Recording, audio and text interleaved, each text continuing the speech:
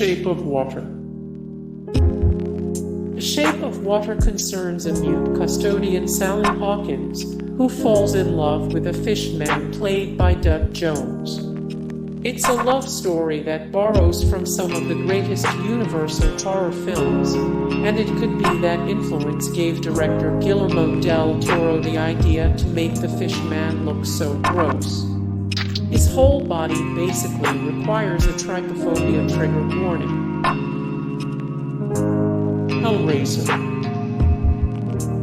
Aside from the whole corpse that comes back to life and eats people thing, there's a lot of terrifying stuff in Hellraiser, especially if you have a fear of irregular patterns. Pinhead's segmented face dotted with nails at every cross-section is enough to creep out trypophobics, but the addition of the lament configuration, the puzzle box that draws Pinhead out of his dimension, could probably drive them insane. The puzzle box is segmented like a Rubik's Cube, but it also contains a set of geometric designs resembling the cluster of bumps that send trypophobics reaching for their barf bags. A Nightmare on Elm Street. Freddy Krueger doesn't just haunt the dreams of the children of Elm Street. He also invades the minds of anyone who's more than a little grossed out by the craters that form in the cheese of a bubbling pizza. Krueger's always looked disgusting, but the peak of his triggering visage comes in the series' third film, A Nightmare on Elm Street 3, Dream Warriors. At one point, Freddy appears in the dream of a girl named Taryn, opens up gaping holes on her arms and injects her with killer blue liquid. Chicken Run.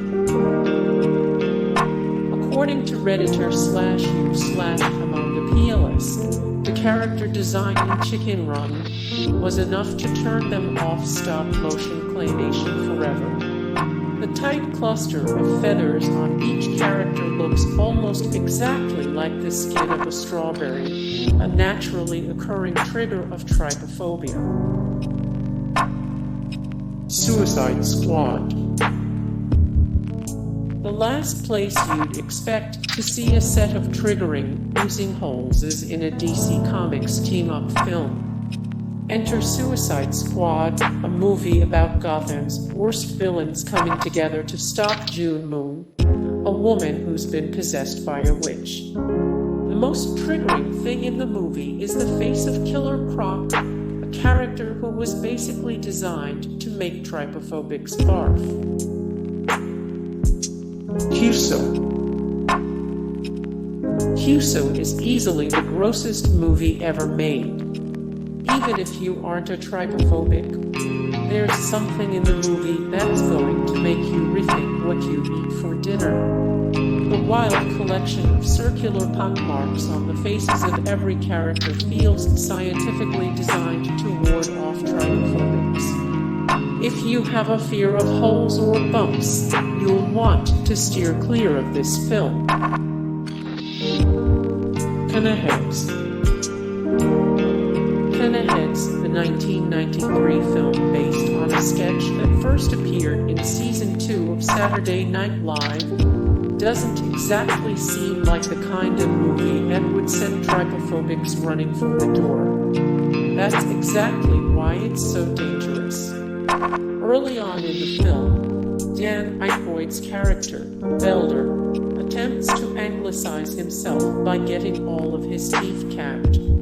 The dentist scene in this movie is wildly triggering for anyone with a fear of holes. It's also just gross to look inside Dan Aykroyd's mouth. Black Panther.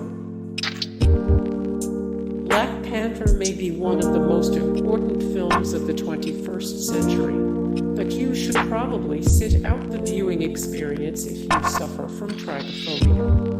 The film's much ballyhooed villain, Killmonger Michael B. Jordan, is one of the best bad guys in the history of Marvel, but his body scarification will make you hurl if you've got a fear of bumps. The X-Files.